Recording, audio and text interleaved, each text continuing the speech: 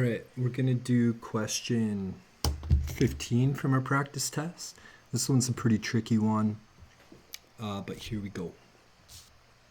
So what it's asking, or what it's telling us is we have a supply voltage of a circuit of 240 volts. So we got a circuit here,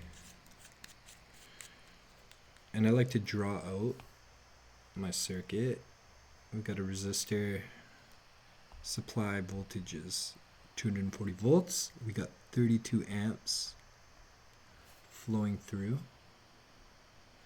And the Canadian Electrical Code allows a 3% voltage drop in branch circuits. So that's saying that this load here needs to be 97% of 240 volts. Otherwise, we have too much voltage drop in the conductors. So if we take our 240 volts and multiply it by 3%, which is 0.03, that's going to give us 7.2 volts. So we can't afford to lose any more than 7.2 volts in our conductors. And that means this voltage can't be any less than 232.8 volts. Otherwise, we're going against code. Okay. So if we know we can't lose more than 7.2 volts in this conductor, and we know that there's 32 amps, then we can use Ohm's law to figure out what our resistance is, what the minimum resistance has to be. Or I guess the maximum. So we're going to use Ohm's law. R equals V over I. So 7.2 over 32.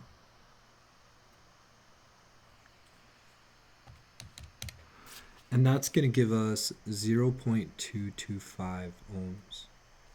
So we can't have any more than 0.225 ohms of resistance in this, in our conductors. If we have more than that, then our voltage drop is going to rise, and we're going to be above the 3% that we're allowed.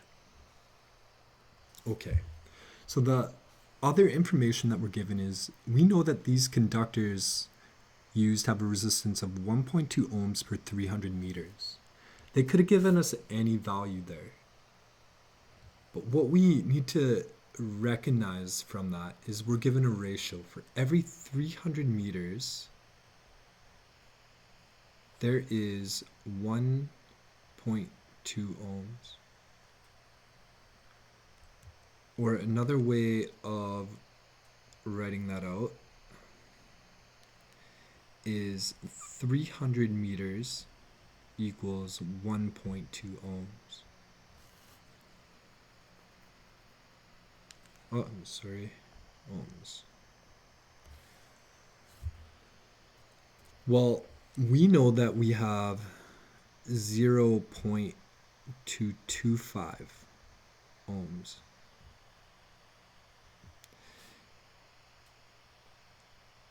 And so our ratio of 0.225 ohms and our distance needs to be the same.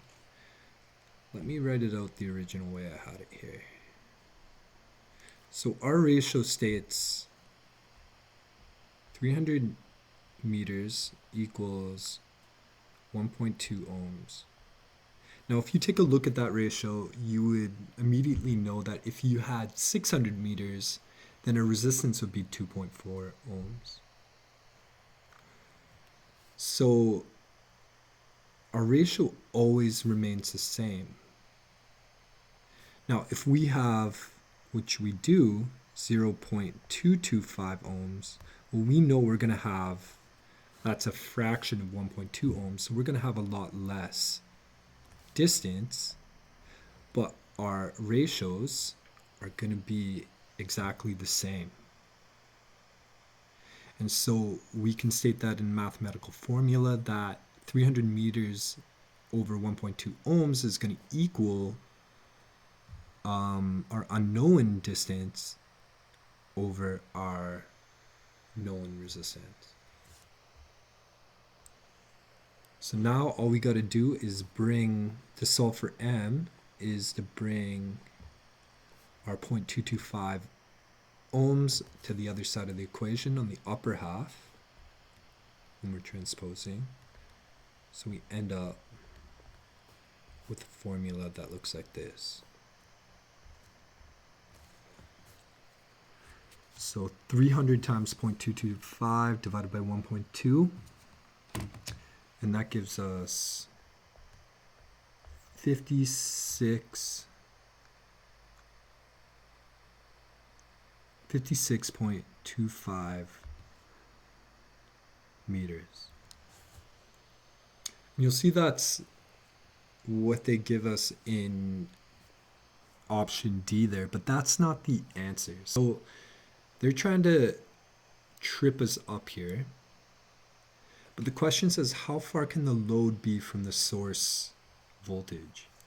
So as we know, if we have a source, which we do, of 240 volts, and it makes its way to its load, it's got to come back to the source. And therefore, half of this distance is going to be from the source to the load. So that's going to be 28.125 meters. Half of the distance is going to be the way back, 28.125 meters, for a total distance of 56.25. But what the question wants us to find out is how far can the load be from the source voltage? How far can this be from this, which is 28.125 meters.